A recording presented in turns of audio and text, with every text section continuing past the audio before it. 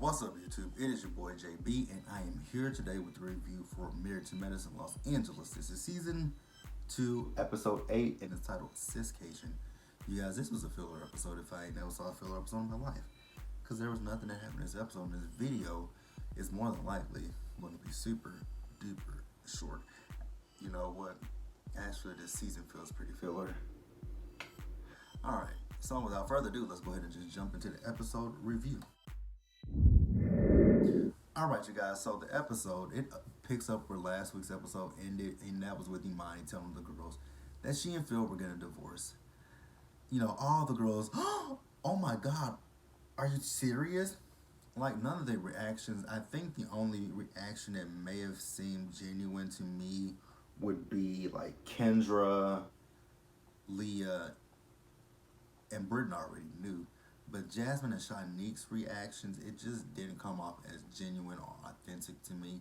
Even though Shanique was trying to make herself cry, I think she made herself cry. I don't even think I saw any tears. So I didn't feel a genuineness when it came down to Jasmine and Shanique. And that's just me putting my 2 cents out there. I did not feel that they were genuine at all. You can disagree with me, but I just didn't feel genuine anything coming from them. So they tell Imani that they are there to support her, and she was like, no, she appreciates that. And so she says, you know what, how about, to just move past all of this stuff, we all just take a girls trip somewhere. And she said, I think they're going to Palm Springs. So, and then they did kind of talk to her a little bit more about her relationship with Phil. Now, she did say when it came to her relationship with Phil that she felt that, she and Phil, they were just going through the motions at a certain point. They weren't really necessarily working on their marriage. They were working on other things outside of the marriage when it comes to them, just them solely, and not focusing on the marriage. And then we also do see Imani when she was talking to her son Idris about, the situation between she and Phil. And I will say that Idris seems like a level-headed, mature kid. I think it might have been upsetting for him to hear that, his mom and the only man that he knows as a father are divorcing. I mean, no child really wants to hear that their parents are going to be splitting up. But I think that he's taking it very well. And Imani tells him, like, if you feel depression, upset, anger, anything of the sort, come to me and talk to me. And then he asks Imani, well, how do you feel? She says, well, I feel a little bit, sad and depressed about, the fact that Phil and I are going through a divorce, which that's understandable. I mean, no couple gets married to get divorced, so definitely 100% something that is understandable. Let's move on, you guys. You guys, I promise you, this video might not be long at all, because I just cannot stretch this shit out. I wish I could, but I can't. So, we see the girls, they're getting ready to go to Palm Springs. Now, we see Britton, she is packing, and she's talking to Mac, and I'm gonna be honest with you guys, as much as I love Britton, I won't listen to shit that she and Mac was talking about. So I don't even know what they were talking about. I know they were talking about what she's gonna wear, what they plan on doing, and this is just to celebrate Imani and, make her feel good, which I'm cool with that. But Britton, you might want to take a good long hard look in the mirror, because it looks like your life is mirroring what Imani's situation has been. So, you might want to just be like, what, you just might want to say, Mac, I'm going to talk about Britton in a little bit, so I'm going to say that. So we see all the girls, now they all are going to meet up at Shanique's place and ride a party bus up to Palm Springs. Now all the girls are going to Palm Springs, but Imani is not riding on the party bus with the girls. So it's just going to be Kendra, Leah, Jasmine, Shanique, and Britton on the party bus. So they all make it to Shanique's house, and we see them, they get on the bus, and they having a good time. It took me a minute to figure out why they were having because I'm like, okay, I see that they're drinking, but then it took me a few minutes to figure out what was going on. I don't think I figured it out until Britain was sitting. Until Britain, I was looking at her eyes. I'm like, oh shit! They popped an edible, and man, an edible that shit sneaks up on you. If you've never had an edible, oh, that's a different type of high. It really is. It's like a different type of high. It's a good high, but it is a different type of high, and it lasts for hours. Oh God, it lasts for hours. I think the time that I took an edible, that high lasted for, let's see, because the high didn't come down until 4 in the morning, 4 or 5 in the morning, because I could not go to sleep that whole entire night, because it took effect at about 11 o'clock at night. It's yep, between 10 and 11 is when it took effect, and I didn't realize it at first. I'm like, why do I feel so loopy and crazy? Then I thought about it, I'm like, oh shit, I'm high. I'm gonna do a story time about that situation one day. Oh, that was hilarious. So yeah, the high kicked in about 10 or 11, and it didn't wear off until about 3, 4, or 5 in the morning because it was early morning.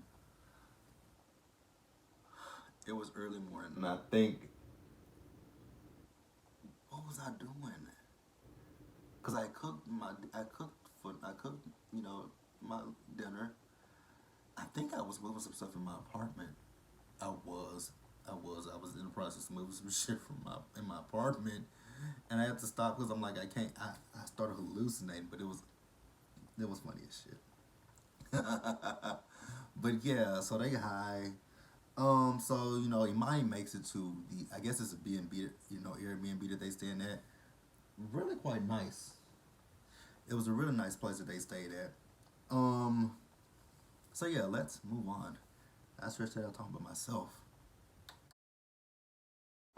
All right, you guys. So they did make it to the house, and I will say one thing about these ladies that I did enjoy, unlike like Married to Medicine Atlanta, Real Housewives of Atlanta, Potomac, all of them. Every show like this, when it comes to a girls trip, they always have to fight and argue about the room situation. Imani was like, shit, fuck it. I don't care where y'all sleep, but I got my bed. Y'all can go find y'all own bed. Like, I wish that Housewives and, the Married to Medicine Atlanta girls, I wish that things would be like this. Don't fight over the, just don't try to assign rooms to nobody. Say, hey, you got free reign to pick your room, go.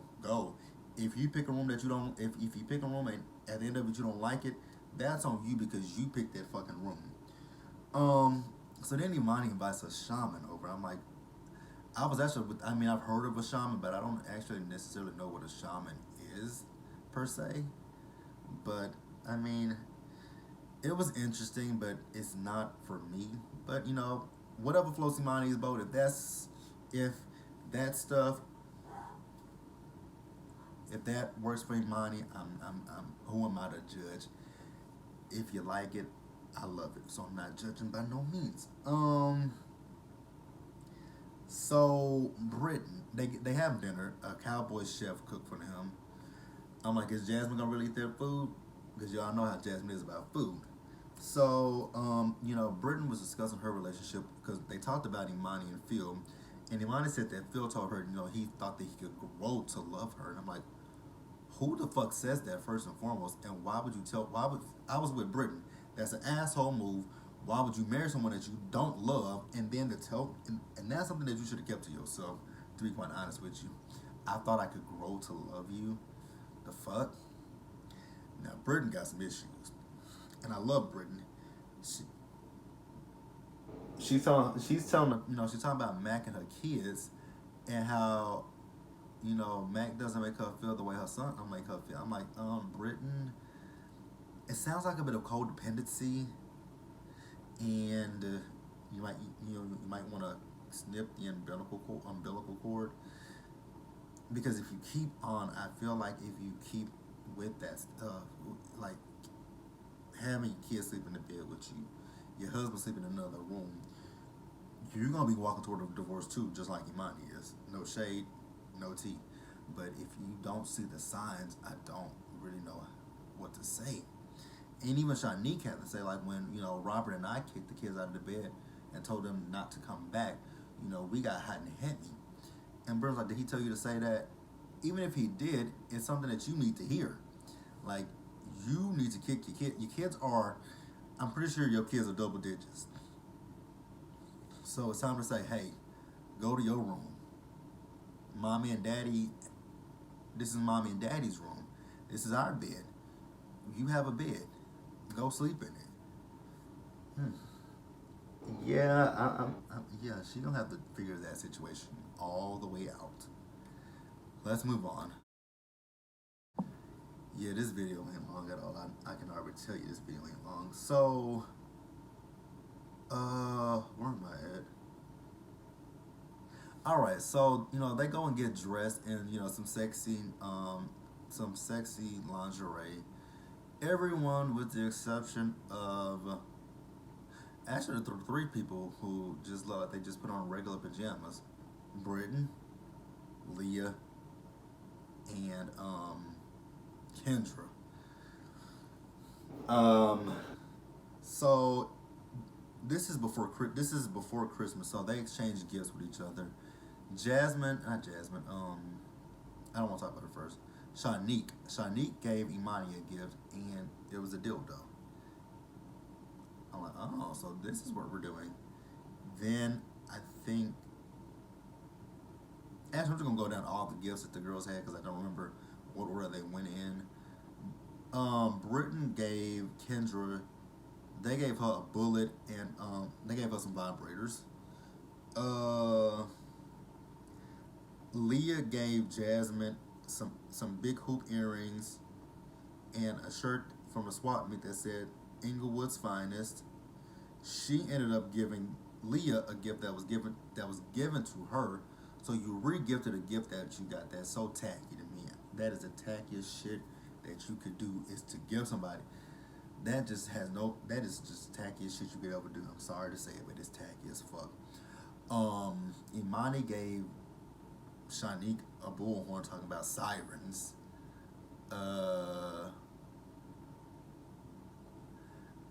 Kendra gave Britain a jockstrap for Mac.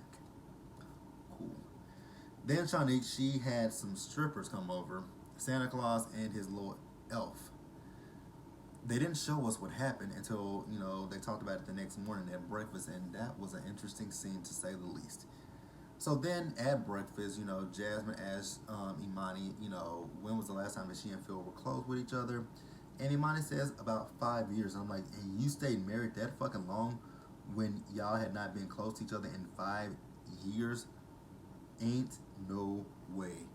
Like, we would have had a discussion long before then about, like, what's the trajectory of our marriage? Like, are we going to stay together? Are we going to break up? We would have had some discussions long before that. Like, no, why are we just sitting here looking at each other if you're not, obviously you're not happy, I'm not happy, what the fuck we doing? Like, discussions, talk. But you guys, that was Married to Medicine in Los Angeles. Be sure to like this video, leave your comments, subscribe to the channel, hit that bell notification button so you guys know when I drop anything else.